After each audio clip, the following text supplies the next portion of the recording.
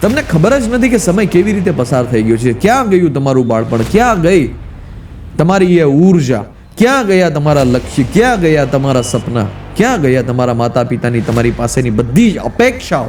જ્યારે જીવનમાં નબળી માનસિકતા આવે છે ત્યારે એક સાથોસાથ એક પતનનો દોર પણ ભેગો જ લઈ આવે છે. આ બંને વસ્તુ એકી સાથે ચાલે છે. યોદ્ધાઓ માટે જરૂરી છે ઊંઘ, યોદ્ધાઓ માટે જરૂરી છે આરામ કરવો, વિશ્રામ કરવો.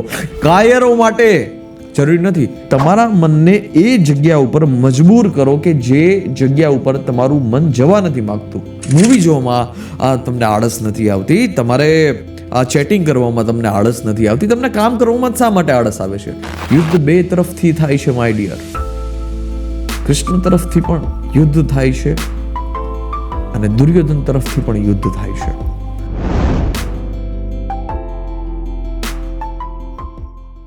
જીવન અવશ્ય રૂપે એક દિવસે બદલાય છે, એમાં કોઈ પણ શંકાના સ્થાન નથી, પરંતુ એ દિવસ લઈ આવવા માટે છે પોતાની જાતને દિવસ અને રાત છે ખપાવવી પડે છે. આપણે પોતાની જાતને માફ કરવાનું છે બંધ કરી દેવું જોઈશે. જ્યારે આપણે પોતાની જાતને છે માફ કરવાનું બંધ કરી દઈશું, પોતાની જાતને છે નબળી પાડવાનું બંધ કરી દઈશું, ત્યારે સ્થિતિ છે એ કંઈક શ્રેષ્ઠ દરજ્જાની પહોંચશે. તમને ખબર છે કે આપણે બધા જ લોકો શું કામે નબળા પડી રહ્યા છીએ? તમે જોવો છો કે અને આપણી એક બિલીવ સિસ્ટમ બનેલી છે કે આપણે સ્ટ્રોંગ છીએ, પરંતુ હકીકતમાં દરજ્જામાં આપણે એટલા બધા સ્ટ્રોંગ નથી. સ્ટ્રોંગ વ્યક્તિ કોને કહેવાય? કે જે વ્યક્તિ છે શ્રેષ્ઠ કાર્ય છે એ કરવા માટે પોતાનું મન ના હોવા છતાં કાર્ય કરતો હોય ને શ્રેષ્ઠ વ્યક્તિ કહેવાય, ને મજબૂત વ્યક્તિ કહેવાય. તમારે પુસ્તક વાંચવું છે, તમારે ધ્યાન કરવું છે, તમારે શ્રેષ્ઠ કાર્ય કરવા છે, પરંતુ તમારો મન વિરોધ કરે છે, તમારા વિચારો છે એ તમને સતાવે છે, છતાં તમે એ કામને કરતા નથી ને એ કામને કાલ ઉપર ટાળી દો છો. આ નબળી માનસિકતાની નિશાની છે. જ્યારે જીવનમાં નબળી માનસિકતા આવે છે ત્યારે એક સાથોસાથ એક પતનનો દોર પણ ભેગો જ લઈ આવે છે. આ બંને વસ્તુ એકી સાથે ચાલે છે. નબળી માનસિકતા અને જીવનનું પતન. તમે તમારી આસપાસ એવા લોકો, માણસો વિકસાવી લીધા છે જે નબળા છે, ઢીલા છે, જેની પાસે સોશિયલ મીડિયા સ્ક્રોલ કરવા સિવાય કશું કામ નથી, જેની પાસે આલતુ ફાલતુ નીચા જીવનના દરજ્જાની વાતો કરવા સિવાય કાંઈ કામ નથી. તો સમજી લેવાનું કે તમે આ સ્ટ્રેપમાં છે એ ફસાઈ ગયેલા છો ને આ સ્ટ્રેપમાંથી છે બહાર નીકળવું બહુ અતિ આવશ્યક છે. તમે સ્ટ્રેપમાં ફસાયેલા છો કે રીલ્સના સ્ટેપમાં ફસાયેલા છો એવું નથી કે એ ખોટી વસ્તુ છે.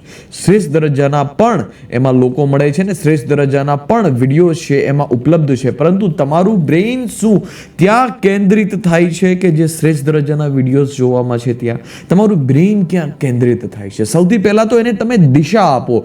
દિશા જ્યાં સુધી નહીં આપો ત્યાં સુધી સ્થિતિ છે એ શ્રેષ્ઠ દરજ્જા સુધી નહીં પહોંચે, અને જ્યાં સુધી એને દિશા નહીં મળે ત્યાં સુધી કંઈ બદલાવ નહીં આવે, કંઈ ચેન્જ નહીં આવે.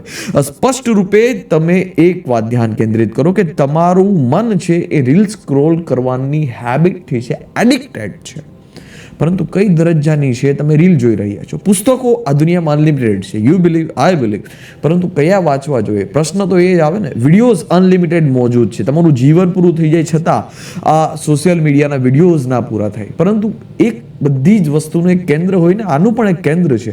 એ કેન્દ્ર એ છે કે તમારા મનને એ જગ્યા ઉપર મજબૂર કરો કે જે જગ્યા ઉપર તમારું મન જવા નથી માગતું. અને કેન્દ્ર છે સત્ય, કેન્દ્ર છે લર્નિંગ, કેન્દ્ર છે નવું નવું શીખવું, કેન્દ્ર છે નવી નવી આદતો છે જીવનમાં લઈ આવી કે જે આપને સામાન્ય લોકો કરતા છે અલગ બનાવી શકે. બધા જ લોકોને સામાન્ય લોકો કરતા અલગ થવું છે, આ સ્પષ્ટ રૂપે વાત છે. બધા જ લોકો સફળ થવા માંગે, આ સ્પષ્ટ વાત છે. બધા જ લોકો છે એવા લોકો સાથે સંબંધ બનાવવા માંગે છે કે જે સમાજમાં એનું એક નામ છે, એનું એક ફ્રેમ છે, પરંતુ બધા જ પહોંચી નથી શકતા. આનું મેઇન કારણ શું? મુખ્ય કારણ શું? મુખ્ય કારણ એ કે બધા જ લોકો થવા માંગે છે ઘણી બધી વસ્તુ, પરંતુ એ દરજ્જા સુધી છે એ પોતે મહેનત કરવા નથી માંગતા. સૌથી પહેલાં તો તમને જ્યારે ખબર પડી જાય કે શું વસ્તુ સાચી છે, મારી ફિલ્ડ કઈ છે અને કઈ ફિલ્ડમાં છે મારે કેન્દ્રિત થવું છે, કઈ ફિલ્ડમાં છે મારે આગળ વધવું છે, આ એક સ્પષ્ટ રૂપે વાત થઈ ગઈ. આ જ્યારે સ્પષ્ટ રૂપે વાત થઈ જાય, જ્યારે તમને ખબર પડી જાય કે સાચી વસ્તુ શું છે, પુસ્તક વાંચવું છે અત્યારે કે અત્યારે છે ફ્રેન્ડ સાથે વાતો કરવી છે, અત્યારે કામ કરવું છે અને પછી અફસોસ કરવો છે, એવું છે? કે અત્યારે કામમાં રજા રાખવી છે ને પછી અફસોસ કરવો છે, અત્યારે કામ કરવું છે ને પછી અફસોસ કરવો છે. માને કે તમારે અત્યારે કામ કરવું છે, તમે અત્યારે કરતા નથી, પછી શું થશે? અફસોસ થશે. આ એક દરજ્જો છે. અને બીજો એ દરજ્જો છે કે મન હજાર વિરોધ કરતા હોવા છતાં તમારે કામ કરવું છે. Choice is your. જીવન છે એ ચોઇસથી બનેલું હોય છે.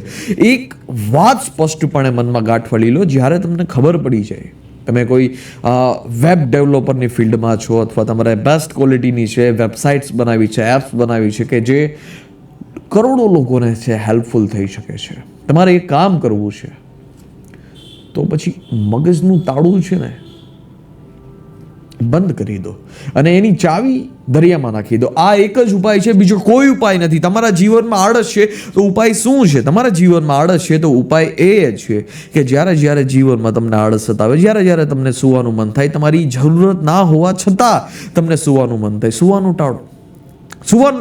આ જ રીતે છે મગજ છે એ જબરદસ્ત બનશે. આ જ રીતે મગજ છે એ કમ્ફર્ટ ઝોનમાંથી બહાર આવશે ને આ જ રીતે મગજ છે એની ક્ષમતા વિકસાવી શકે કે હજારો લોકોથી અલગ બની શકે.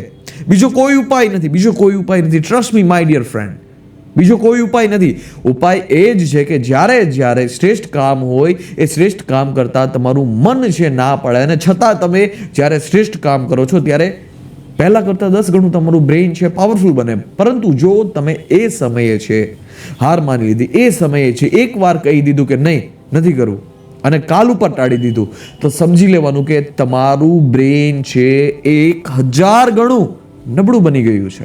બેઈમાની બંધ કરવી જોશે ને. આપણે બધા જ લોકો બેઈમાન છીએ. આપણું શરીર છે કંઈ એટલું શ્રેષ્ઠ દરજ્જાનું નથી ને આપણું બ્રેઇન છે એટલું શ્રેષ્ઠ દરજ્જાનું હજી નથી, અત્યારે નથી. એ વાત સ્પષ્ટપણે સમજી લો. એટલે એને છૂટછાટ દેવાનું બંધ કરી દો. તમે આ જે બધી છૂટછાટ એને આપો છો ને, મૂવી જોવામાં તમને આળસ નથી આવતી, તમારે આ ચેટિંગ કરવામાં તમને આળસ નથી આવતી, તમને કામ કરવામાં શા માટે આળસ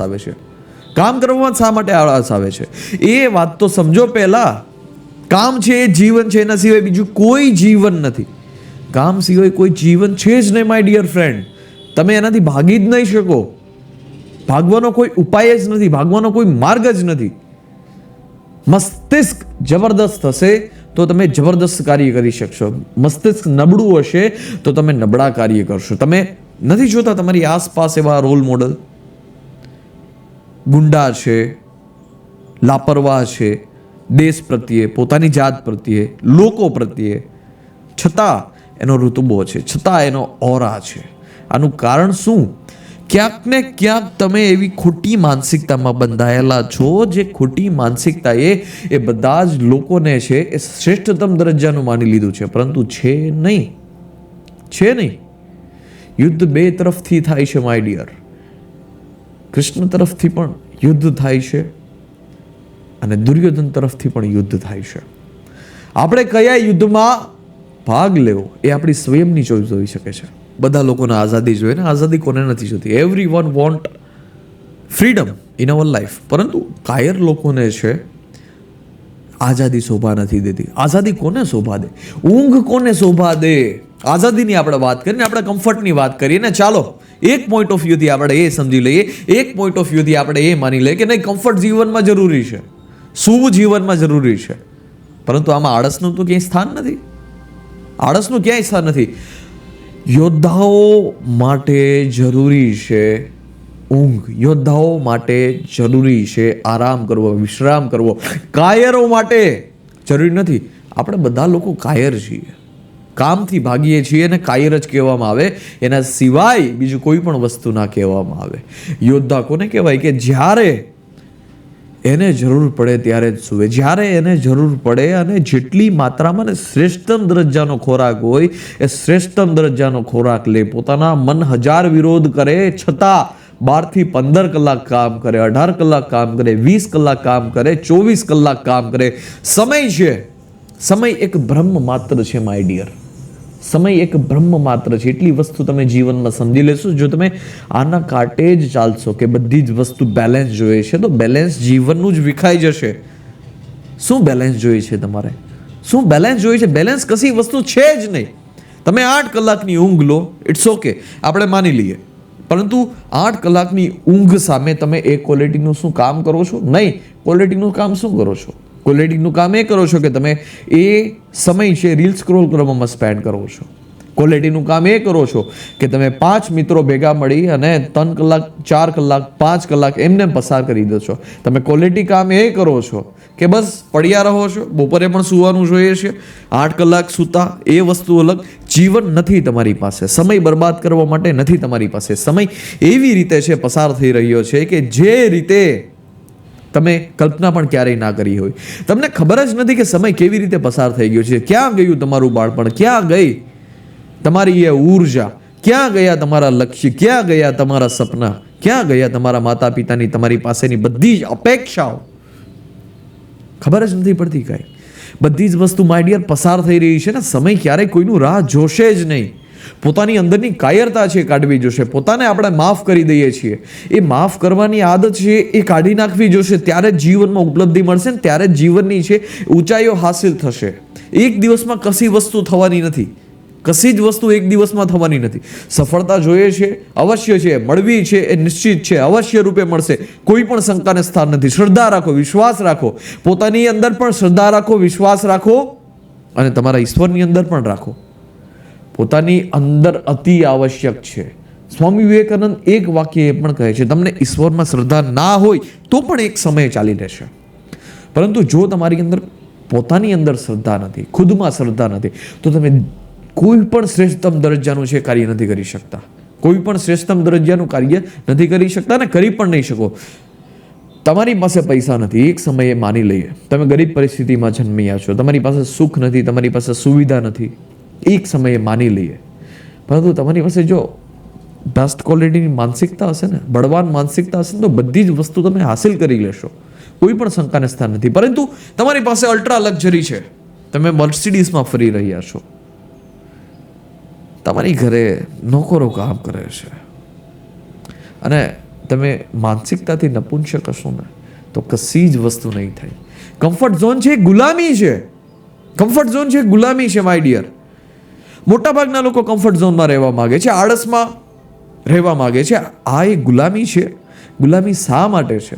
કેમ કે આ તમે કમ્ફર્ટ ઝોન માટે બન્યા જ નથી. જીવન છે કમ્ફર્ટ ઝોનમાંથી બન્યા જ નથી. એટલા જ માટે કમ્ફર્ટ ઝોનમાં જેટલા લોકો રહે છે એ બધા જ લોકોના જીવનમાં બહુ બધી બીમારી આવે છે, બહુ બધા ઓવર થિંકિંગના વિચાર આવે છે, બહુ બધા ડિપ્રેશન આવે છે. અને એક સમય એવો આવે છે કે કરોડપતિમાંથી રોડપતિ બની જાય છે. અને જેટલા પણ લોકો કમ્ફર્ટ ઝોનને જીવનમાં સ્વીકારતા નથી, તમે એને જોવો છો, જીવનની તમે ઉપલબ્ધિ જોવો છો, જીવનના અલગ અલગ સ્તરો તમે જોવો છો, જીવનની નવી નવી ઊંચાઈ જોવો છો, એનું એક જીવન પૂરું પરિવર્તન થતા તમે જોવો છો. તમારી આસપાસના લોકોને તમે જોવો છો. તમારી આસપાસના સોસાયટીમાંથી કોઈ એવો એક વ્યક્તિ હશે કે જે બધા જ કરતા છે અલગ તરી આવતો હશે, અલ્ટ્રા મહેનત કરતો હશે. અલ્ટ્રા મહેનત એક જ ઉપાય છે, કામ કરવું એક જ ઉપાય છે. કાયરતા ઉપાય છે જ નહીં. કાયરતાને જીવનમાં સ્થાન ના આપો. જ્યારે તમે જીવનમાં કાયરતાને સ્થાન આપી દેશો, સાથોસાથ એ તમારા જીવનની છે એ ગુણવત્તામાં કમી સાથે લઈ આવશે. નિયમ કરી નાખો કે ભાઈ 15 કલાક કામ કર્યું છે તો જરૂરી છે 6 કલાકની ઊંઘ. બાકી જો 15 કલાક કામ નથી કર્યું તો ટાળી દો. કામ કરો. દેશમાં એટલા બધા યુવાનો છે, સૌથી વધારે યુવાનમાં કોઈ સર્વશ્રેષ્ઠ હોય, કોઈથી વધારે વસ્તીમાં જો સર્વશ્રેષ્ઠ હોય તો એ ભારત દેશ છે ને. તમે જોવો છો ભારત દેશની સ્થિતિ અત્યારે કેવી છે. પાણીની અછત એક સમયે ભારત દેશમાં એટલી મોટી હશે અને આ વર્ષો બહુ દૂર નથી, બહુ નજીકના વર્ષો છે. અત્યારે જે પ્રમાણે ગ્લોબલ વોર્મિંગમાં ચેન્જીસ થઈ રહ્યો છે, તમે જોઈ રહ્યા છો ઋતુ કેવી રીતે છે ઇનબેલેન્સ થાય છે.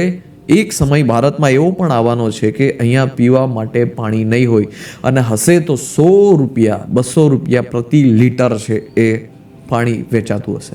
એમાં કોઈ પણ શંકાને સ્થાન નથી. ને આ વસ્તુ અત્યારે ભારતમાં થઈ પણ રહી છે ને. જાઓ બેંગ્લોરમાં પાણી લેવા માટે થાય છે, ઘટિત થાય છે.